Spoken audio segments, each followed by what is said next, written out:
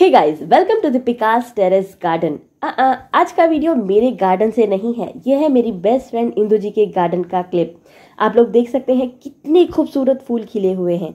इंदु जी बहुत मेहनत करती हैं अपने गार्डन में और इस बार इनकी रिजल्ट आप लोगों के सामने है। ये तो बिल्कुल छोटी सी क्लिप है गाइस, मैं कुछ दिनों में आप लोगों के साथ बहुत कुछ शेयर करूंगी उनके गार्डन से, तो बनिए रहिएगा मेरे साथ। और आज के इस वीडियो में क्या है खास, मेरे कुछ पौधे, कुछ अपडेट्स और आप लोगों के लिए है कुछ टिप्स। सीडलिंग अगर आपने अभी तक तैयार नहीं की है तो कैसे करना है ये मैंने आपको बता दिया। अब सीडलिंग को बचाएंगे कैसे, और जिन लोगों ने अभी तक सीडलिंग नहीं की है वो कौन से शॉर्टकट्स अपनाएंगे जिनसे कि उनको समय निकलने से पहले पौध तैयार मिले। आज का वीडियो इसी पर है, तो वीडियो को एंड तक जरूर देखिएगा। सबसे पहली बात, मैंने आप लोगों से शेयर किया था टेम्परेचर। अच्छा टेम्परेचर परफेक्ट हो तभी जाके आप अपनी सीड तैयार करने के लिए सीडलिंग लगाएं।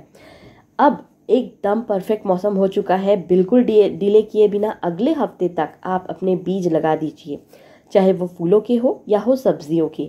हाँ, जो भी बीज आप लगाएं फूलों को छोड़कर, अगर आप फूलों के लिए भी ये चीज़ कर सको तो बुरा नहीं है, बट सब्जियों के हर तरह के सीड आप एक दिन के लिए पानी में भिगा कर लगाओगे तो जर्मिनेशन का टाइम पीरियड 4 दिन कम हो जाएगा। पौध जो है आपकी एकदम जल्दी अंकुरित हो जाएगी। इसके बाद आप जो भी मटेरियल इस्तेमाल करो सीडलिंग करने के लिए, उसे जितना लाइट वेट बनाओगे उतना अच्छा रहेगा। इससे भी आपको मदद मिलेगी जल्दी जर्मिनेशन के लिए। बीज को ज़्यादा गहराई में नहीं लगाना है, और कैसे लगाना है ये तो मैंने आप लोगों से इसके पहले वाले वीडियो में शेयर किया था, लेकिन अगर अभी भी आपने वो वीडियो नहीं देखा है तो ज़रूर देखिएगा।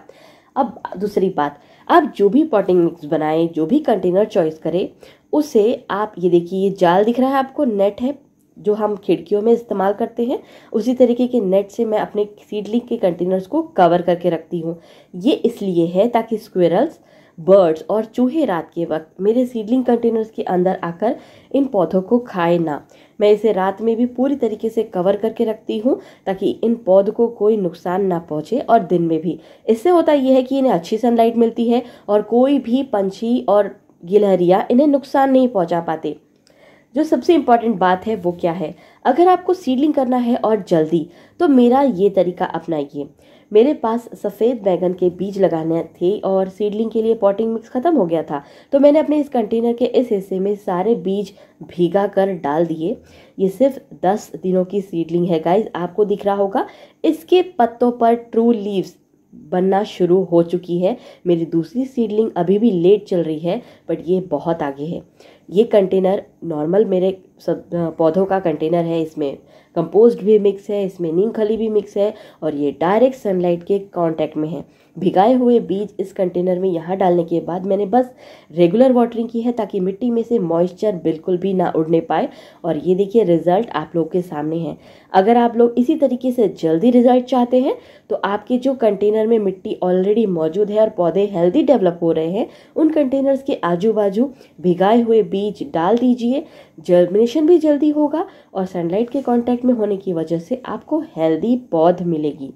याद ये रखिएगा कि आप जिस भी कंटेनर में पौध लगाएं उस कंटेनर का पौधा हेल्दी हो, यानी कि मिट्टी अच्छी हो, बस ये ज़रूरी है। पौध उगाने के बारे में तो मैंने आपको बता दिया। वाटरिंग की जो सबसे ज़रूरी नीड है वो भी समझ लीजिए।